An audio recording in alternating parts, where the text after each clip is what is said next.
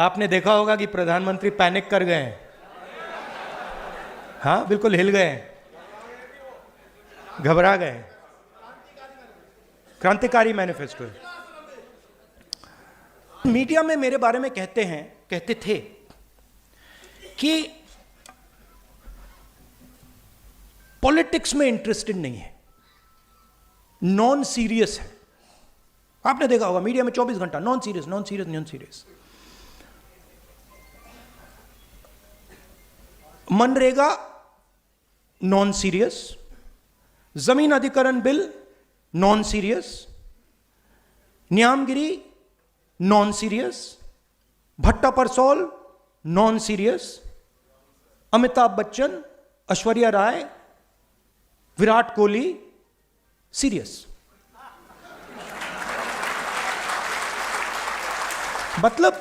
मतलब हिंदुस्तान की पॉलिटिक्स में मान लीजिए ये कमरा है, इसमें 1000 लोग बैठे हैं। 1000 लोग में से आप यहां पे 20 लोगों को हेडफोन दे दीजिए और माइक्रोफोन दे दीजिए, और वो 20 लोग 24 घंटा चर्चा कर रहे हैं, और 990 लोग यहां बैठे हुए हैं। उनकी ना कोई बात सुनता है, ना उनके पास लाउड स्पीकर, ना उनके पास माइक्रोफोन, हेडफोन। वो देखते रह जाते हैं, और जब भी कोई 90% की बात करता है तो वो नॉन सीरियस हो जाता है। तो मैंने शुरू किया, मैंने कहा देखता हूं ये जो लोग कह रहे हैं नॉन सीरियस, इनकी कंपनीज में इनके स्टेक होल्डर्स कौन है, इनके जो बड़े बड़े पत्रकार हैं, जो एंकर्स हैं।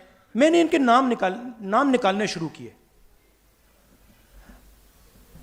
95% का इनमें एक है ही नहीं,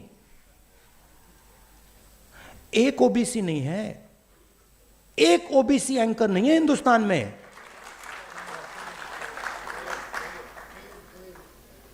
एक ओबीसी एंकर नहीं है, एक दलित एंकर नहीं है, एक आदिवासी एंकर नहीं है। सारी की सारी कंपनियों के लिस्ट में 90% से एक मालिक है ही नहीं। तो लाउड स्पीकर आपके हाथ में ही नहीं है, और अगर लाउड स्पीकर आपके हाथ में नहीं है तो जो भी आप बोलोगे वो नॉन सीरियस।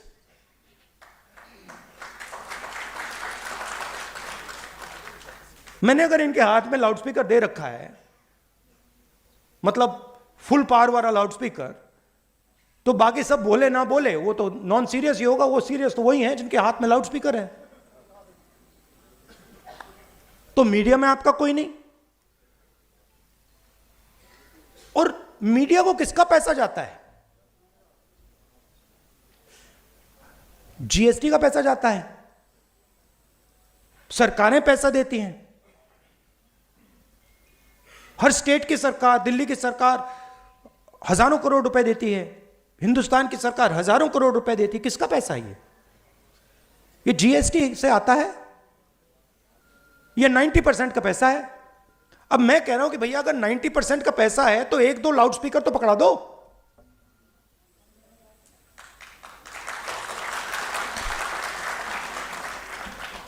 उसके बाद मैंने कहा ठीक है, मीडिया में कोई नहीं तो जुडिशरी को देखते हैं। 650 हाई कोर्ट जजेस हैं, 90% आबादी के पास 650 में से 100, और वो भी छोटे छोटे। और जब तक आप सुप्रीम कोर्ट में पहुंचोगे खत्म। चलिए बड़ी बड़ी कंपनियों को देखते हैं। 200 सबसे बड़ी कंपनियां हिंदुस्तान में, उनके मालिकों की लिस्ट निकालो। 16 लाख करोड़ रुपए,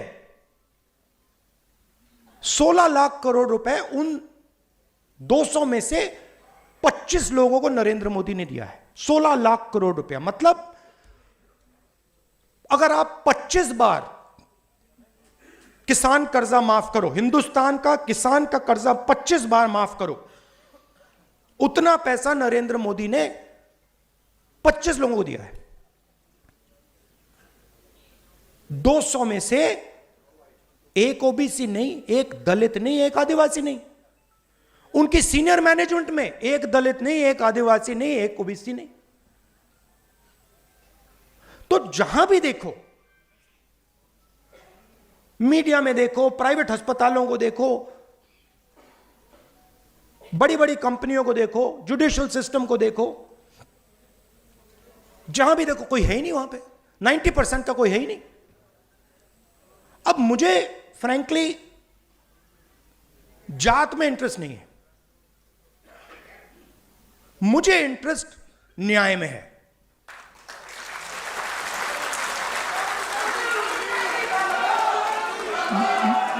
मैं सिर्फ ये कह रहा हूं कि हिंदुस्तान में आज 90% के साथ अन्याय हो रहा है, भयंकर अन्याय हो रहा है।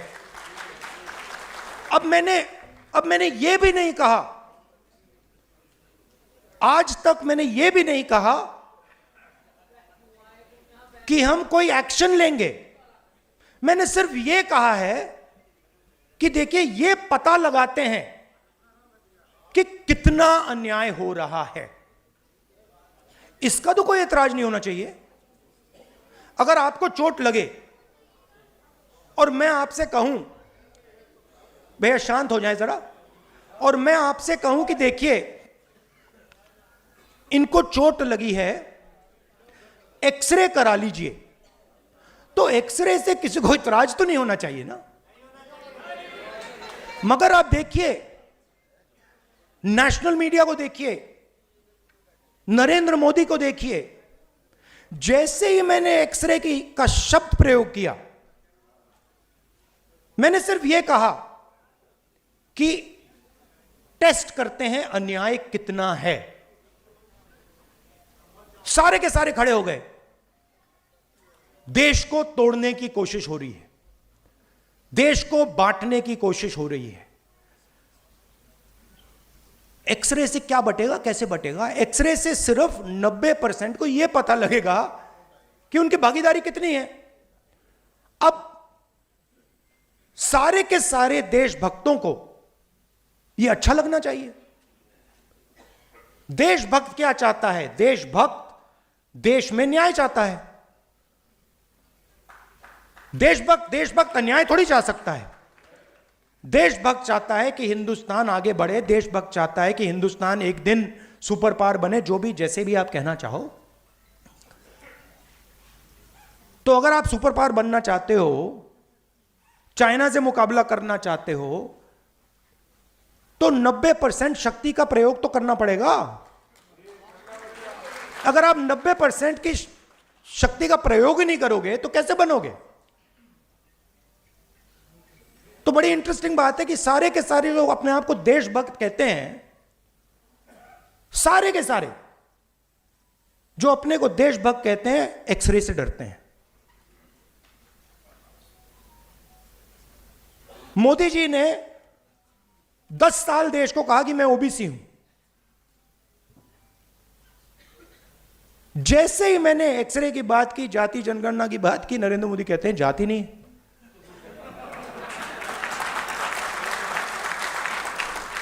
अरे जात नहीं है तो आप ओबीसी कैसे?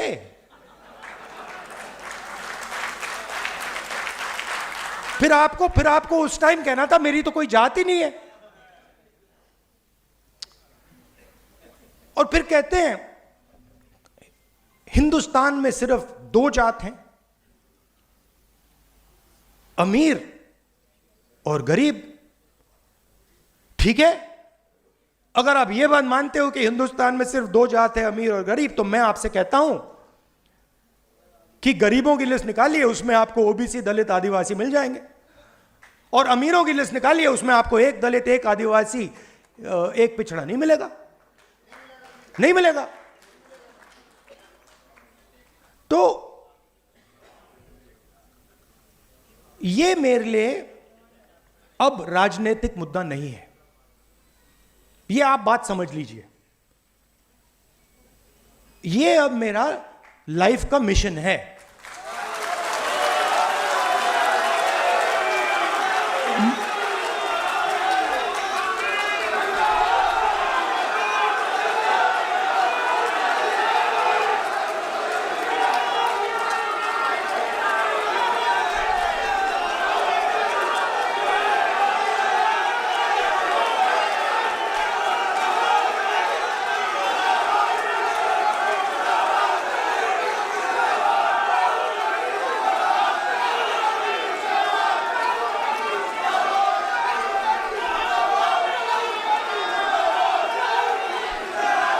सुनिए सुनिए, अब लाइफ मिशन में और राजनीति और लाइफ मिशन में फर्क मैं आपको बताता हूं। लाइफ मिशन में कॉम्प्रोमाइज नहीं होता है, राजनीति में कॉम्प्रोमाइज किया जा सकता है, लाइफ मिशन में कॉम्प्रोमाइज नहीं होता। और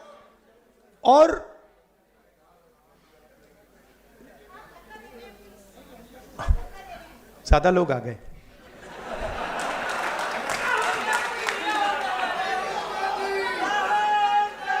और तो